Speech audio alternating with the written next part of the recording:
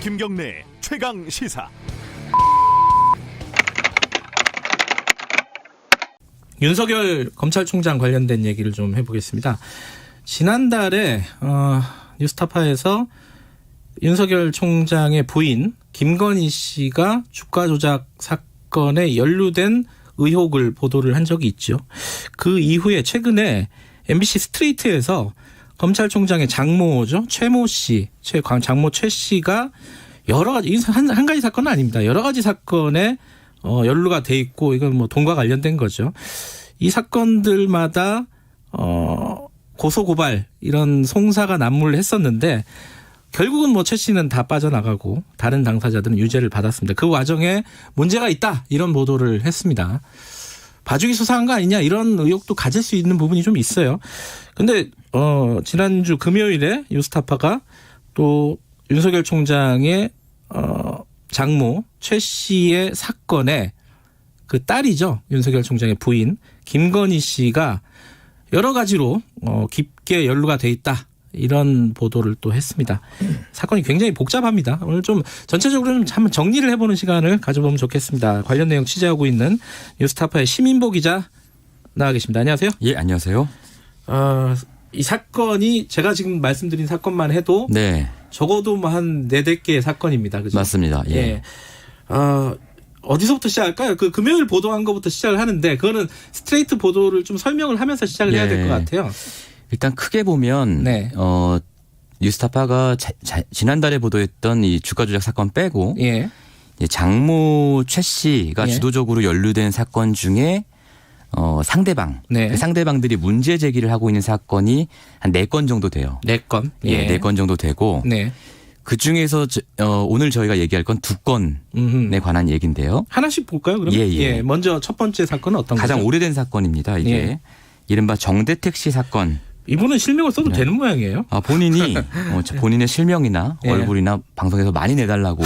오히려. 왜냐하면 예. 오랫동안 이분이 주장을 해왔는데 아무도 예. 들어주는 언론이 없었기 때문에 본인은 지금 굉장히 그런 걸 원하고 있는 상황입니다. 일단 이름을 정대택 사건이라고 이름 예. 붙이고 예. 그 사건은 어떤 사건인지 개요부터 간단하게. 예. 그러니까 이제 IMF 때 네. 많은 회사들이 망했잖아요. 네. 망하고 건물도 막 경매에 넘어가고 막 이런 일이 벌어졌는데 그 당시에 망했던 회사 중에 하나가 송파구 오금동에 있는 스포츠센터가 하나 있어요. 네. 이 센터가 굉장히 크거든요. 네. 당시 감정가가 300억 정도 되는. 그냥 뭐 예.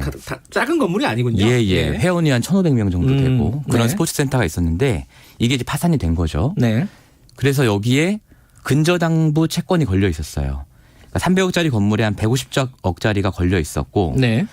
근데 이게 아무도 이제 안 사가니까 네. 이제 정대택 씨가 이 스포츠센터에 깊이 관여를 하면서 어떤 네. 생각을 했냐면 요 근저당부 채권을 내가 좀 싸게 사면 나중에 이 건물이 언젠간 누구한테 팔릴 텐데 싸게 산 만큼 차익을 볼 수 있겠다. 이렇게 지금 생각을 한 거예요. 네.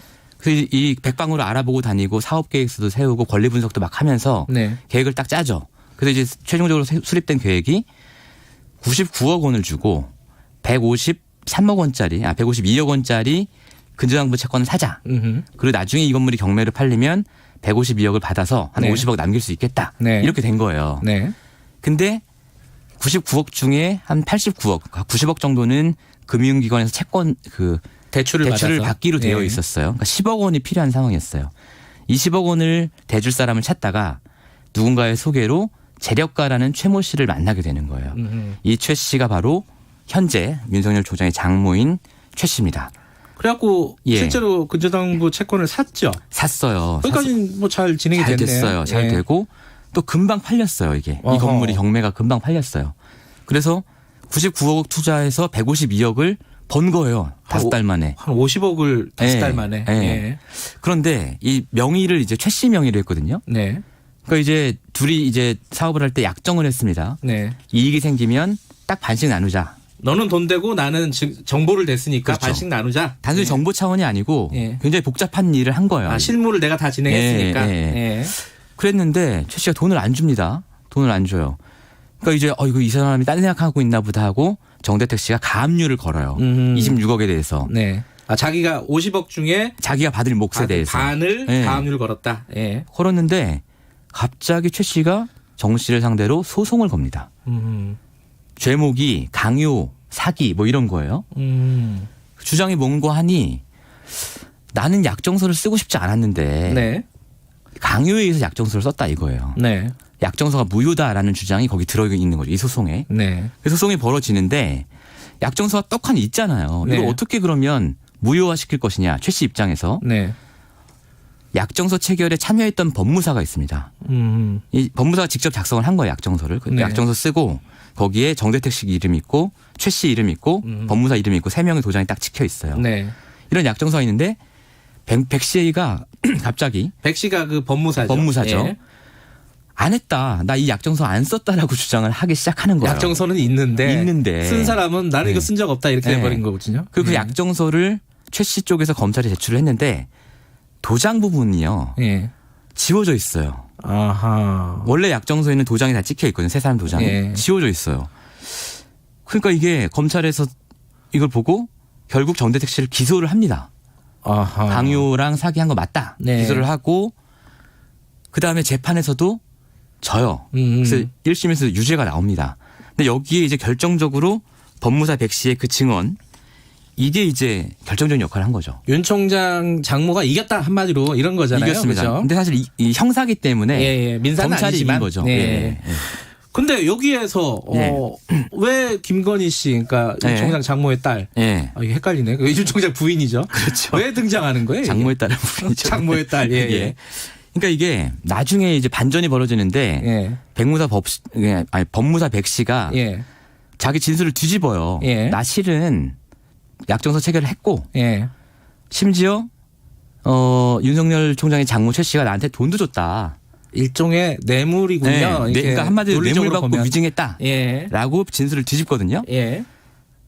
근데 이 돈을 전달하는 과정 있잖아요. 예. 돈을 전달하는 과정에 돈만 준 게 아니고 아파트 한 채가 넘어갑니다. 아, 그 법무사한테 예. 위증을 예. 돈을 받고 위증을 한 법무사한테 그렇죠. 아파트가 넘어갔다. 근데 이 아파트의 명의가 바로 김건희 씨, 이제 개명 전 이름인 김명신 명의로 되어 있다는 거예요. 그러니까 뭐 정리하면은 어떤 50억, 그러니까 양쪽이 25억씩 갈라먹기로 예, 했는데 예. 그 분쟁이 붙었는데 그 분쟁에 중요한 증인으로 예. 법무사가 위증을 했고 예. 그 위증의 대가로 네. 뭐 현금도 2억 원 받았고 그리고 그렇죠. 아파트도 받았는데 그 아파트가 김건희 씨다. 예. 김건희 씨의 명의다. 예. 근데 명의일 뿐만 아니라 네. 이제 처음에는 이 김건희 씨도 잘 몰랐을 수 있는 것 같아요. 왜냐하면 그 검찰 진술 조서를 보면 엄마가 예. 우리 엄마가 아파트를 백 씨한테 넘겼는데 예. 대출이 내 이름으로 돼 있는 대출이 거기 있는데 이자가 내 통장에서 계속 빠져나갔다. 그래서 자기가 엄마한테 얘기를 했다. 아니 아파트를 넘겼으면 대출도 그쪽에 가져가야지. 네. 왜 대출은 내 이름으로 돼 있냐 계속. 네. 이렇게 문제 제기를 한 거예요. 엄마한테. 사실인지 아닌지는 사실 몰라요. 네. 본인의 주장이니까. 그러니까 엄마가 야 그럼 네가 법무사 찾아가서 한번 얘기 잘해봐. 이렇게 돼요. 네. 그러니까 김건희 씨가 법무사를 찾아가죠. 네. 대출 좀 가져가시라. 예. 근데 법무사 백 씨가 갑자기 무슨 소리냐. 우리는 이것보다 훨씬 더 돈을 많이 받기로 했는데 네. 겨우 이거밖에 안 받은 거다. 이렇게 주장하면서 화를 내요. 그러니까 정상적이라면 미안합니다. 대출 가져가야 되잖아요. 왜냐 아파트를 외견상은 거래를 한 거거든요. 네. 그러니까 김건희 씨 그래요? 하더니 집에 와서 돈을 1억 원을 마련해요. 엄마한테 돈을 1억 원을 받아요. 네. 그 돈을 또 가지고 갑니다. 그러니까 이거는 정상적인 거래라고 도저히 볼 수 없는 정황인 거죠. 왜냐하면 대출도 안 가져갔는데 네. 대출 가져가라고 따지러 갔는데 오히려 돈을 또 갖다 주러 간 거예요. 이건 직접. 자, 여기까지 네. 김건희 씨도 이 사건에 연루가 돼 있다. 예. 그럼 그 이후에는 사건이 어떻게 돼요? 정재택 씨는 계속 억울하다고 주장을 했잖아요. 그럼 그 그게 뒤에는 기가 어떻게 막힌 했어요? 일이 벌어지는데 예. 법무사 백 씨가 진술 번복을 했잖아요. 예. 본인 입장에서는 진실을 말한 거잖아요. 예. 정확히 8일 뒤에 이 사람이 구속이 돼요. 법무사가요? 네. 근데 혐의가 변호사법 위반이에요. 예. 이 내용을 들여다본 즉슨 법무사잖아요. 예. 변호사가 아니고 법무사인데 최 씨로부터 2억 원을 받고 법률 자문을 해준 게 변호사법 위반이다. 라는 거예요. 자격이 없는 사람이 법률 자문을 해줬으니까. 네. 근데 백 씨는 아니 그게 아니고 2억은 내가 뇌물로 받은 돈이고 예. 최 씨가 다른 짱짱한 정관 변호사들 많이 선임했는데 그 사람들한테도 800만 원씩 주고 선임을 했는데 법무사인 나한테 어떻게 2억을 주고 법률 상담을 받냐? 네. 이거는 법률 상담의 대가가 아니라 위증의 대가다라고 네. 계속 주장을 해요. 네. 그럼에도 불구하고 구속이 되고 유죄를 받아서 징역 2년의 실형을 살게 됩니다. 이 사람이. 법무사가. 네. 예. 그래서 징역 2년 살고 나와서 너무 억울하잖아요. 본인도. 네. 그리고 미안하잖아요. 정대택 씨한테. 왜냐하면 네. 둘이 중학교 동창이에요 또. 예. 그래서 심지어 자수를 해요. 본인이. 아하. 나 변호사법 위반을 살고 나왔는데 실은 변호사법 위반한 게 아니고 나는 뇌물 받고 위증한 사람입니다. 나를 위증 혐의로 처벌해 주세요라고 자수를 해요. 네네네. 그리고 그 자수를 근거로 정대택 씨도 이제 그 윤석열 장모 최 씨하고 김건희 씨를 고소를 또 하죠. 예. 그런데 자수한 사건도 고소한 사건도 전부 불기소가 되고요. 예. 오히려 정대택 씨 쪽에서 명예훼손이랑 또 무고로 고소를 당해서 이건 실형을 살게 되는 거예요. 이 정대택 씨는 이걸로 또 무고로 실형을 또 살았어요?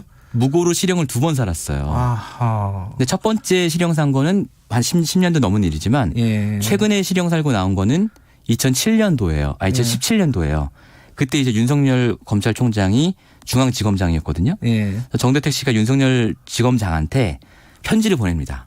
그래서 써서 직접 들고 가요. 예. 안 만나주죠. 억울하다. 네, 안 만나주죠. 그래서 민원실에 그걸 전달을 하고 왔대요. 예. 그런데 한 달 뒤에 구속이 또 돼버려요. 무고로.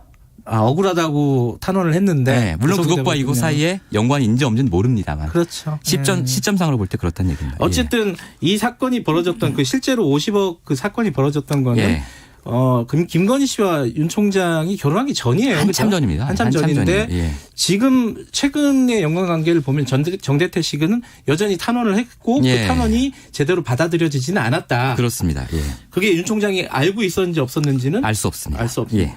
두 번째 사건 또 정리해 보죠. 시간이 많지는 않네요. 두 번째 사건 짧게 말씀드리면 네. 이건 스트레이트에 나왔던 사건인데요. 네. 윤석열 총장의 장모 최 씨가 네. 안모 씨라는 사람하고 같이 네. 성남 도촌동에 땅을 사요. 네. 근데 이게 캠코 있잖아요. 네. 캠코가 공매에 부신 땅이에요. 40억 정도에 샀는데 나중에 이게 100억 넘게 팔립니다. 네. 이런 와중에서 최 씨와 안 씨 사이에 분쟁이 벌어져요. 네. 그래서 최 씨가 또 안 씨를 사기 혐의로 고소를 해서 안 씨는 또 구속이 됐습니다. 네. 실형을 살고 얼마 전에 나왔어요. 네. 근데 이 과정에서 최근에 문제가 되고 있는 게 이 장모 최 씨가 안 씨한테 잔고 증명서라는 걸 끊어다 줘요. 네. 그게 한 350억 정도가 들어있는 잔고 증명서를 끊어다 주고 내가 돈이 이렇게 많으니까 너가 이걸 가지고 딴 사람들한테 돈도 꿔와라 뭐 이렇게 한 거예요. 그 과정을 안 씨는 최 씨가 시켰다고 주장하는 거고 네. 최 씨는 안 씨가 알아서 했다라고 주장하면서 서로 이제 싸우고 있는 상황이거든요. 네. 근데 이 바로 허위 잔고 증명을 직접 위조한 사람 있잖아요. 예. 위조한 사람이 누구냐. 재판 판결문을 보면 최 씨가 내 딸 친구다 이렇게 내 딸 지인이다 이렇게 얘기를 해요. 네. 그 사람도 김모 씨인데 네. 여기까지가 이제 스트레이트에 나온 내용인데 예. 저희가 이제 당시 이 김건희 씨가 운영하는 회사 코바나 콘텐츠의 등기부를 확인해 보니까 네. 이 잔고 증명서 직접 위조한 사람이 당시 코바나 콘텐츠의 감사로 재직하고 있었다는 거예요. 그러니까 이건 단순한 지인이 아니고 네. 훨씬 가까이 있었다는 얘기고 예. 또 한 가지 얘기는 뭐냐면 네. 이 땅을 한 번에 사질 못해요. 네. 최 씨랑 안 씨가 1차 시도, 2차 시도, 3차 시도 끝에 사거든요. 네. 근데 2차 시도에서 실패하고 계약금 집어넣은 게 떼였어요. 네. 그러니까 이제 안 씨가 최 씨한테 돈 1,500원을 주면 내가 관계자들을 로비를 해가지고 네. 떼인 계약금을 되찾아오겠다라고 얘기를 해요. 그래서 최 씨가 1,500을 줍니다. 근데 그 1,500을 준 명의가 보낸 사람이 또 김건희 씨였다는 거예요.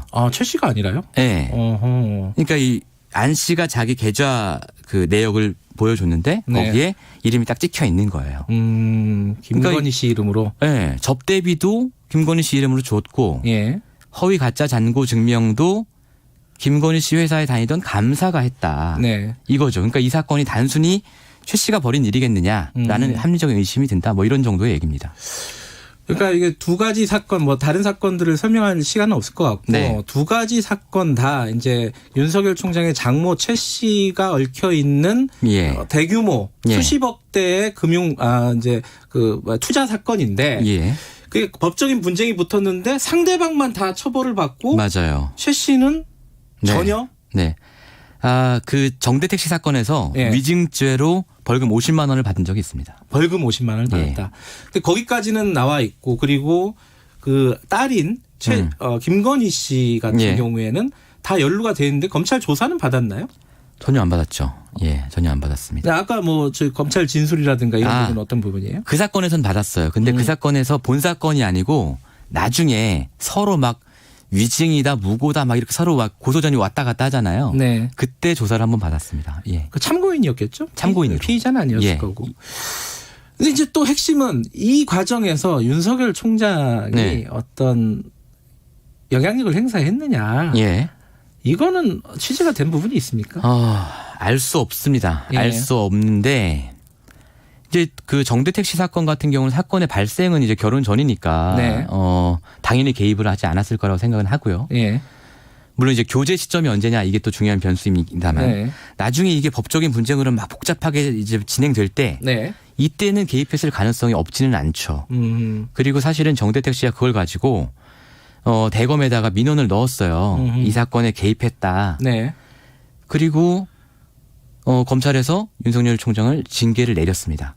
아, 그래요? 예, 징계를 내렸는데 징계 사유가 예. 정확히 정대택 씨가 진정을 넣었기 때문인지 예. 아니면 다른 건이 발견됐기 때문인지는 알 수가 없어요. 아, 징계 사유가 지금 명확히 공개가 안 돼 있어요. 예. 아하. 그러니까 이제 민원을 넣은 것에 대한 회신으로 예. 징계 1개월이 내려졌습니다. 네. 라는 답신이 온 것만 지금 알고 있는 거지 징계 사유를 정확히 알 수 없습니다. 예. 지금 뭐 검찰에서 뭐 여러 가지 문제 제기가 계속 진행이 되면서 예. 이 부분에 대해서 뭐 한번 들여다보겠다 뭐 이런 반응은 있습니까? 그러니까 이제 또 이 두 가지 사건 말고 또 다른 사건의 피해자가 예. 장모 최 씨를 고소고발을 했어요. 예. 근데 고소고발을 하면서 허위 잔고 증명서도 수사해달라고 지금 했어요. 예. 근데 두 군데나 넣었어요. 하나는 경찰청에 넣고 아하하. 하나는 의정부 지검에 넣어서 아, 예. 두 군데서 지금 수사를 진행하고 있습니다. 두 군데 다 하고 있어요. 예. 어떻게 될지 한번 봐야겠네요. 잘 지켜봐야 될 것 같습니다. 추가로 계속 취재하시나요? 예, 뭐 할 수밖에 없는 상황인 것 같습니다. 알겠습니다. 뭐 추가적인 내용이 나오면 다시 한번 모시겠습니다. 고맙습니다. 예, 고맙습니다. 뉴스타파 시민보 기자였습니다. 네, 사건의 이면을 들여다보고 깊이 있게 파헤쳐보는 시간입니다. 추적 20분 오늘도 두 분 나와 계십니다. 먼저 박지훈 변호사님. 네, 안녕하세요. 박준입니다. 그리고 한겨레 신문 김한 기자님. 안녕하세요. 네, 안녕하세요.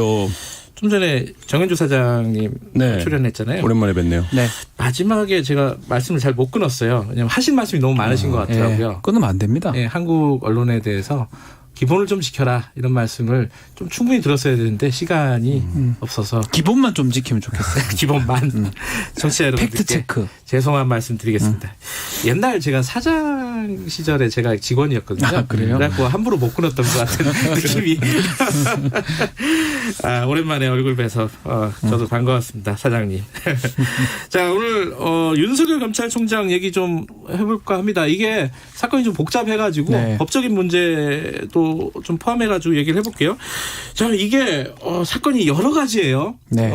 제가 MBC 스트레이트를 보니까 취재를 했던 사건이 한 6개 된다 이렇게 얘기를 하고 우리 쪽도 이제 뉴스타파도 취재를 했었잖아요. 그때 이제 신보 기자한테 보고를 듣기로는 자기가 파악한 사건이 크게 봐서 한 4가지 정도 된다. 네. 뭐 쪼개기에 따라서 어떻게 나누는지 따라서 다를 것 같긴 한데 지금 문제가 되고 있는 게 왜 이런 여러 가지 의혹들이 있었는데 단 한 번도 제대로 수사가 되거나 처벌을 받지 않았느냐. 장모 최 씨가. 신기하죠. 예. 예.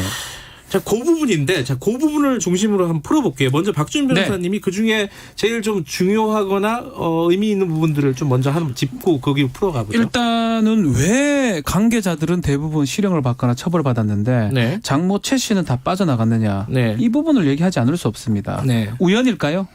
우연은 되게 많이 겹치지는 않거든요. 우연인데 만약 아무 상관이 없는 사람이 우연일 수도 있지만 네. 뭔가 관계가 있는 사람이 있다면 이건 우연이라고 보기는 어렵고요. 네. 이 검찰이 의도적으로 수사를 하지 않았거나 수사를 하더라도 약하게 했거나 이렇게 보는 게 맞는 것 같고 특히 저는 주목하는 부분이 잔고증명서 위조 부분입니다. 예. 사문서 위조죄인데 이제 부동산 투자 과정에서 문서가 위조가 됐는데 이거는 예. 본인이 법정에 가서 인정을 해요. 했다고. 그렇죠. 네. 그럼에도 불구하고 수사도 되지 않고 공소시효는 지금 거의 끝나가거든요. 네. 이런 부분이 과연 우연이라고 할 수 있을지 이거는 우연이 아닙니다. 제가 장담컨대. 오늘따라 왜 이렇게 장담을 하시는 거예요? 장담은 하지 않겠습니다. 우연이 아닐 가능성이 아주 크니다. 자, 잔고 증명서 위조 요거부터 좀 따져보면요. 김한 기자, 이게 네. 뭐 쉽게 말하면 수백억짜리 부동산 투자 과정에서 네. 내가 돈이 이만큼 있다 이런 거를 증명하는 네. 통장 잔고 증명서잖아요. 네네. 그 위조가 됐다라는 걸 아까 저희 박지훈 변호사 얘기처럼 본인 스스로 장모 최 씨가 네, 재판에서 진술을 했었죠. 재판에서 인정을 네네. 했다. 근데 왜 처벌이 안 된 거예요? 이거는? 그러니까 뭐 신기한 일이라고 했는데 저는 굉장히 좀 이게 미스터리한 일이라고 보는데요. 같은 얘기잖아요, 그게. 그러니까 이게 신기를 넘어서는 일입니다. 사실 그 보면. 예. 왜냐면 저희도 이 제보를 받고 저도 한 몇 개월 전에 여러 언론사 취재를 취재를 했어요. 했었었는데 예. 이게 이제 이런 거죠. 땅이 나옵니다. 이 땅이 나오는데 한 40억 정도에 구매를 할 수 있는데 실제 이걸 우리가 절차가 끝나고 팔면 한 150억 정도 시가가 지금 네. 그때 공시지가가 한 120억 정도 됐던 땅이었으니까 네. 경매로 이제 이걸 사자라고 해서 안 씨와 그 윤석열 총장의 장모가 같이 투자를 들어갑니다. 같이 투자를 들어가는데 네. 이 둘이 잘 알던 사이가 아니었어요. 그러니까 중간에 이 둘을 매개해 준 사람이 있습니다. 근데 그래서 서로 잘 모르는 상태에서 정말 저 사람이 돈이 있나?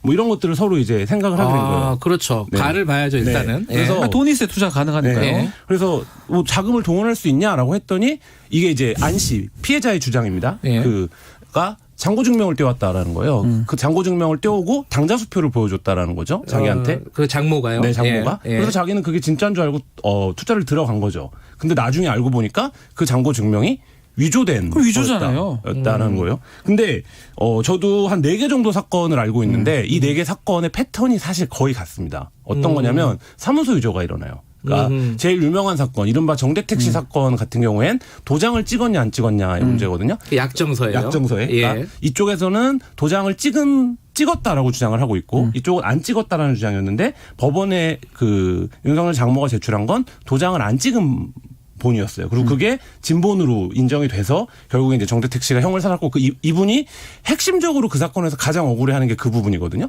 근데 이 사건도 마찬가지로 잔고증명서라고 하는 어떤 굉장히 그렇죠. 중요한 문서에 대한 위조가 일어나고 또 다른 사건들도 사실 마찬가지로 그런 어떤 그 최 씨가 그러니까 윤석열 총장의 장모가 가지고 있는 문서에 위조가 발생을 하고 이 피해자들이 한결같이 그걸 주장해요. 그리고 실제 어떤 부분들은 받아들여지고 그 위조됐다라고 볼 정황이나 사실로 추론하기 충분한데도 수사가 지연되거나 안 되죠. 재판이 안 되거나 뭐 이런 상황이 위조는 좀 엄하게 해야 되는 거 아닙니까? 또 그 얘기 하시려고 그러죠. 아니 저는 위조는 그냥 가만 놔두면 안 된다 생각이 드는데요. 근데 박지훈 변호사님, 네. 이게 이제 그 사기 사건과 관련된 재판 중에 이제 증거로 제출이 된 이 잔고 증명서가 위조가 됐다. 이건 검사도 알고 있었던 사실이고 법정에서 이제 진술을 그렇죠. 하는 거잖아요. 그런 경우에 인지 수사를 보통 하나요? 어떻게 저는 돼요? 이게 이해가 안 돼요. 네. 이게 지금 재판 과정에서 자백한 형국이거든요. 일종의 자백이 돼버린 자백이면 거죠. 네. 인지를 하든지 이첩을 하든지 수사 부서가 있을 겁니다. 네. 얘기를 할 거예요. 이 담당했던 쪽에. 이 문제가 있다. 이거 조사해봐야 되지 않느냐. 그런데 지금 그 이후에 어떠한 것도 안 나왔거든요, 사실은. 그런 부분이 가장 이해가 안 됩니다. 재판 과정에서 예컨대 위증죄가 바로 인정이 되면 위증죄를 바로 이첩을 해서 인지해가지고 수사가 개시됩니다. 네. 위증은 아니지만 오히려 위조했다라는 게 바로 드러나는 상황인데 예. 재판 과정에서 인지를 하고 얘기가 안 됐다라는 게 더 이해가 안 되는 부분입니다. 근데 이게 사실 이제 장모 최 씨가 어떤 포토샵을 잘해가지고 위조를 한 게 아니라 누군가가 위조를 해준 겁니다, 또 그죠? 네, 그게 어제 이제 뭐 저희 최강시사에서 얘기한 것 같은데 수사파 취재에 따르면 이제 그 딸이죠. 예. 그 김건희 씨 회사에서 그 이사로 재직했던 분이 예. 이걸 위조하는 감사로 예. 재직했던 분이 이걸 위조하는데 관여했다. 네. 라고 이제 같은 시기에 두 개의 이제에서 재직을 했다. 네. 뭐 이런 이제 보도. 근데 위조라는 거는 사실 그 사람 위조해가지고 무슨 이득을 봅니까? 이득 본 사람은 지금 이 사람이거든요. 최 씨거든요. 장모. 그러면 같이 공범이라고 보는 게 맞아요. 그러니까 실제 위조는 뭐 A 씨가 했다 해도 그거는 그냥 손발리 뿐이고요. 그걸로 그 위조한 문서로 이득을 봤다면 표창장 할 때 봤잖아요. 정경식에서 뭘 만들 수 있습니까? 표창장에 한이 맺히셨어. 그거를 하도 70번 압수하고 이것도 해요. 그러면. 그러니까 어쨌든 그러니까 그걸로 이득을 취한 사람도 공범으로 그렇죠. 법리적으로 볼 수 있는 그래 건가요? 보는 게 맞죠. 특히 이제 지금 350억 잔고 증명이 없으면 투자가 불가능한 상황인데 그 잔고 증명서를 만들면서 은행장 명의까지 다 도용해가지고 지금 만든 거거든요. 그리고 최소한 그 위조를 안 했다고 본인이 지금 계속 주장을 해요. 몰랐다고 하는데 네. 행사는 한 거예요. 위조죄도 하나 있고 이걸 갖고 써먹었을 때 행사죄가 되거든요. 네. 위조 사문서 행사죄가 또 성립할 수가 있어요. 이 최 씨 말이 장모 말이 맞다고 손치더라도 네. 누가 만들어 왔다 손치더라도 본인이 그걸 행사했기 때문에 행사죄로도 동일하게 처벌이 됩니다. 자, 그 부분에 대해서는 수사가 전혀 이루어지지 않았다는 거고요, 일단은. 네. 그죠? 예, 또 하나가 아까 정대택 사건, 이 발음이 어렵네. 네. 그 사건에 대해서 잠깐 언급을 하셨는데, 이 사건은, 이 장모 최 씨의 돈을 받고, 네. 누군가 그 네. 법무사가 네. 최 씨에게 유리한 네. 위증을 했다. 네. 그 스스로 그거를 자수를 했어요? 그렇죠.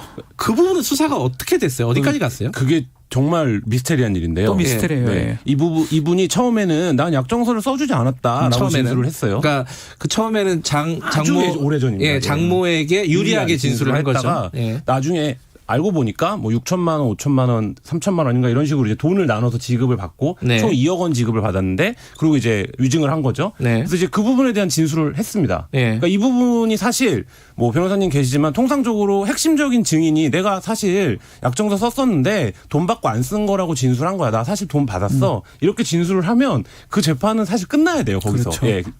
결과가 달라져야 되는데 이분은 어떻게 되냐면 변호사법 위반으로 고발을 합니다. 본인이요? 네. 돈 받았다 이거잖아요. 네네. 근데 이분은 변호사가 아니라 법무사였거든요. 근데 이분이 그거로 고발이 되고 8일 만에 전격적으로 구속이 돼요.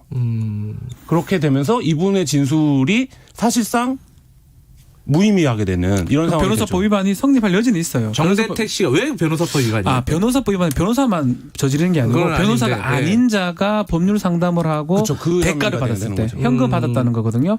근데 이제 그럼에도 불구하고 변호사 위반은 사실 걸기 좋아요. 제일 걸기 좋은 게 변호사 위반이거든요. 뭔가 컨설팅만 해줘도 컨설팅하고 돈 안 받으면 되는 돈 받은 게 있으면 그게 그걸로 받았다고 엮으면 인과관계 있으면 변호사 위반이 되는 거거든요. 아주 전격적으로 구속돼서 실형까지 살았던 게 참 그러니까 어쨌든 특이한 부분이죠. 본인이 나는 그 돈 받아갖고 위증을 했다 이런 식으로 얘기를 했더니 변호사법 위반으로 그렇죠. 걸었다. 당신 변호사법 위반했군. 이렇게 해서 이제 실형을 살린 거죠. 그 돈 준 사람은 그게 뇌물이 아닌 게 돼버리네요. 그렇죠. 변호사법 위반이 돼버리네. 근데 이게 제가 이 사건의 서류들을 저도 좀 봤는데 네. 이분이 최 씨가 굉장히 이런 쪽에 능해요. 그래서 어떻게 하냐면 돈을 준 다음에 차용증을 받기도 하고요. 각서를 받기도 해요.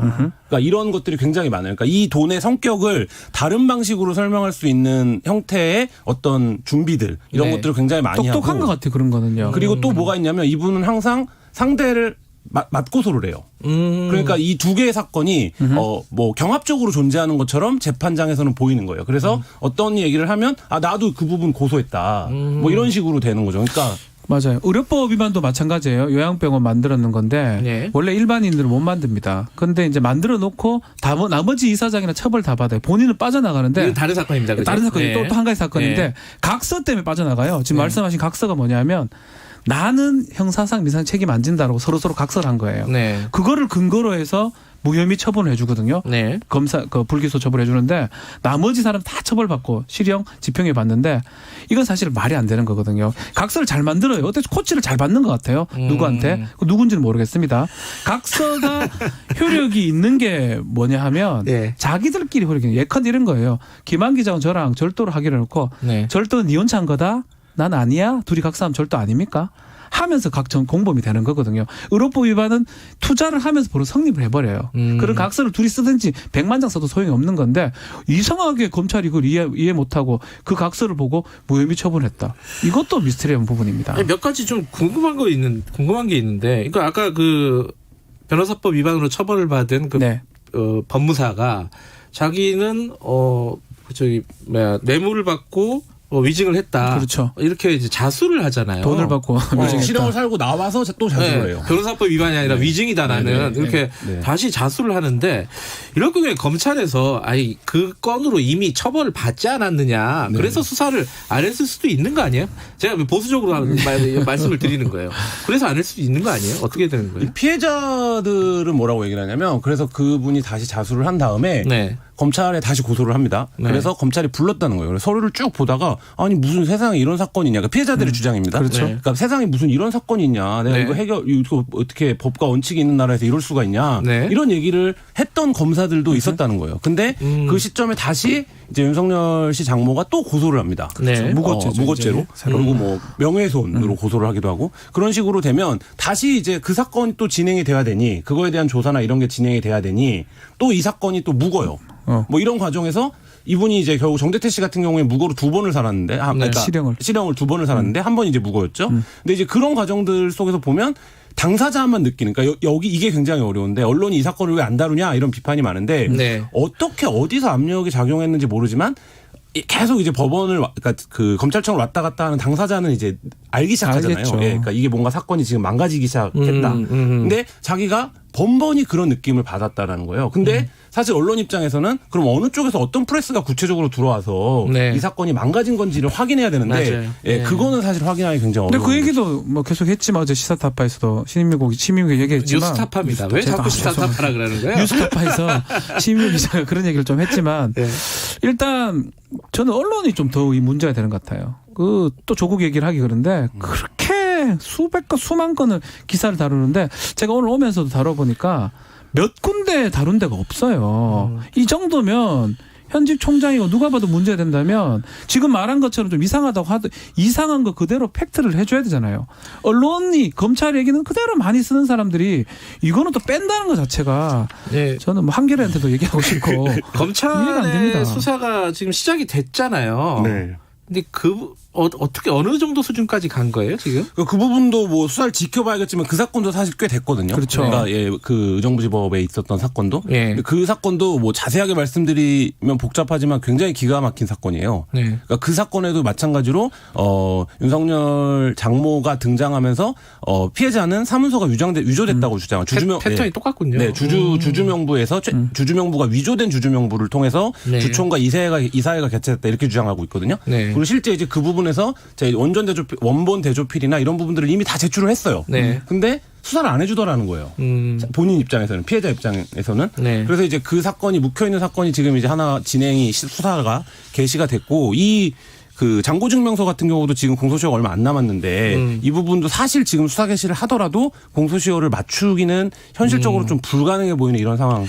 또 한 가지 이제 네. 박지훈 변호사께 여쭤보고 싶은 건데 이게 검찰에서만 이 사건이 좀 이상하게 아까 이제 김한 기자 망가졌다는 표현을 썼는데 이상하게 돌아간 게 아니라 법원에서도 번번이 그렇죠. 지금 지금 피해자라고 주장하는 사람들에게 불리한 판결이 내려졌어요. 이거는 어떻게 해석을 해야 돼요? 그것도 뭐 네. 거론을 좀 하긴 좀 그렇지만 네. 간혹 그 얘기를 잘 들어주는 재판장도 있고 판사도 있었지만 네. 결론적으로는 다 지금 상대한테 불리한 판결이 다 났거든요. 뭐 네. 예컨대 시간도 끌어주고 네. 뭐 끌어줬다고 표현하기는 좀 그렇지만 연기 신청하니까 연기 신청 받아들인 경우가 없는데 항소심에서 상당히 끌어줬는데 그 또 판사가 또 유력한 사람의 또 남편이고 네, 또 네. 그런 부분들이 뭔가 다 연관성이 있지 않은가 의혹이 제기되는 상황입니다. 알겠습니다. 이게 뭐 한 20분 동안 간단하게 얘기해도 끝이 훑어봤습니다. 없고요. 예. 하여튼 언론 좀 달아주세요. 좀 이런 거 취재해야지 뭘 취재합니까? 취재하고 있다잖아요, 김한 기자가. 뭐 뉴스타파 혼자서 이 난리를 치는데 좀 해요. 뭐 합니까? 알겠습니다. 갑자기 쑥스러워지네요. 야, 여기 빨리 마쳐야겠습니다. 네. 고맙습니다. 네, 감사합니다. 자, 김한 기자와 박지훈 변호사였습니다. 요즘 요 얘기가 뜨거워졌습니다. 이게 네, 워낙 사실은 법조 이슈가 별로 없어요. 그렇지 코로나도 있고 총선도 있고. 총선도 있고 그래서. 예. 네, 그래서 지금 근데 법조 이슈 중에 이게 이제 가장 뜨거운 건데 지금. 뭐 어제 저녁에도 모든 메인 뉴스에서 최근에 네. 이걸 보도를 하더라고요. 저 아침 조간 신문이랑. 이렇게 뭔지 청취자분들한테 안 알려주고 이렇게 계속 얘기를 해서 답답하실 것 같습니다. 윤석열 검찰총장 장모 최모 씨 네. 의혹들이 여러 가지예요. 사실은 여러 가지인데 네. 그 중에 두 가지를 지금 수사를 하고 있는 거죠. 의정부지검에서는 뭐죠? 이거 장고 증명 이게 의정부지검이에요. 뭐 이제 그 사기 사건 분쟁 사기 네. 의혹 사건이죠. 네. 거기에서 윤석열 장모 최모 씨가 네. 위조를 지시했던 것으로 지금 확인되고 있는 은행 잔고 증명서. 네. 이건 의정부지검이고. 네, 의정부지검이에요. 서울지검은 뭐 하고 있는 거죠? 서울지검도 그건 제가 정확히 모르겠어요. 아, 서울지검은 그 다른 수사를 하고 있습니다. 그 도이치모터스요? 아니. 그거는 그거 말고 그 스포츠센터 정대택 씨. 잘하시네. 저희들이 취재를 하고 있어요. 그러시구나. 저는 그건 잘 몰라요. 왜냐면 그게 뭐 보도가 잘 안 된 거를 아직 네. 크게 나온 건 아니라서. 그거는 서울지검에서 지금 네. 수사가 배당이 됐고 네. 의정부지검은 근데 배당이 된 지가 꽤 됐다 그래요? 지난해 10월? 뭐 그렇다고 하죠. 근데 통상적으로 이거는 네. 어떻게 봐야 됩니까? 일단 사건부터 설명을 드려보면 저희끼리 알면 안 되니까. 이게 뭐냐면 다 아시는 줄 알고. 윤석열 총장의 장모 최모 씨가 2013년에 네. 350억대 은행 잔고 증명서를 위조를 해서 네. 부동산을 매입한 때 투자자들을 모집했다. 네. 이거예요. 네. 예, 이 의혹이에요. 그런데 그게 이제 작년 10월에 진정 사건이 접수가 됐어요. 그런데 이제 의정부지검에서 이제 본격적으로 수사 시작했다. 뭐 이겁니다. 일단은 간단하게는. 그러니까 그 잔고 증명서가 위조됐다. 예. 근데 이제 위조된지 아닌지 우리는 사실 알 수는 없잖아요. 근데 본인이 위조했다. 그러니까 그 얘기 하는 거예요. 원래는. 근데 이제 그 이후에 저 다른 재판에서 네. 이 최모 씨가 증인으로 나왔다는 거죠. 그래서 이제 증언하면서 이게 위조됐다라는 취지로 얘기를 했다라는 보도가 있었어요. 네. 이 2013년 사건이에요. 예. 근데 이제 어쨌든 공소시효요? 공소시효가 7년이죠. 뭐 7년이죠. 이거 문서위조니까. 사문서 위조인가? 사문서 위조. 왜냐면은 공문서 은행은 사기관이잖아요. 공기관이 사기관이니까. 아니고. 그러니까 사문서 위조죠. 그럼 공소시효가 뭐 2주 남았다. 네. 어떤 데서는 뭐 경찰은 아니다. 이게 4월부터 뭐 작성을 해서 언제까지 작성을 했는지 여부를 따져보면은 몇 개월 더 남을 수도 있다. 어떻게 봐야 돼요? 그거는 아직은 정확히 몰라요. 왜냐면 저희가 그 사건 내용들을 그 언론에 보도된 거 그거 이상으로 알 수는 없기 때문에 공소시효에 대해서는 아직 단정할 수는 없는데 대신 수사하는 입장에서 보면 네. 남아있을 거야 라고 하다가 보니까 이거 아니네 하면 안 되잖아요. 그러니까 제일 짧은 걸 기준으로 하죠. 내부적으로는. 근데 이제 보수적으로 생각해서. 보수적으로 생각해야죠. 근데 안전하게. 이제 경찰 입장에서 보면 예를 들어 이게 뭐 위조된 시점 같은 게 3월 말로 잡은 게 뭐냐면 거기 아마 잔고증명서에 2013년 3월 예를 들어 31일 이렇게 써 있으면 그래가지고 아마 3월 31일이니까 예를 들어서 7년 해가지고 2020년 지금이다 이렇게 아마 본 것 같아요. 그런데 이제 경찰의 얘기들은 그 시점이나 이런 게 그 날짜가 아닐 수도 있다라고 보는 것 같아요. 볼 수도 있는 거니까. 예. 왜냐하면 예전 얘기지만 그저 표창장 조국 전 장관 그것도 실제로 표창장에 쓰인 날짜하고 실제 작성 시점은 달랐다는 거잖아요.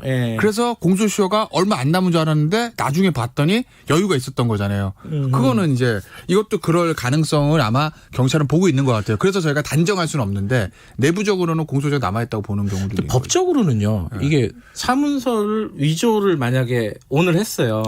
근데 이 위조한 사문서를 한 1년 뒤에 이용을 했어요. 그건 죄가 다른 거니까. 문서 달라요? 위조죄, 위조된 문서 행사죄는 달라요. 달라요. 그러니까 두 개 이제 세트로 가요 항상. 왜냐면 그렇죠. 위조해서 가지고 있는 사람 어디 있어? 행사하려고 쓰지. 위조한 거니까. 좋은데? 그러고 보고 있는 게 어딨어요. 어디다 쓰지.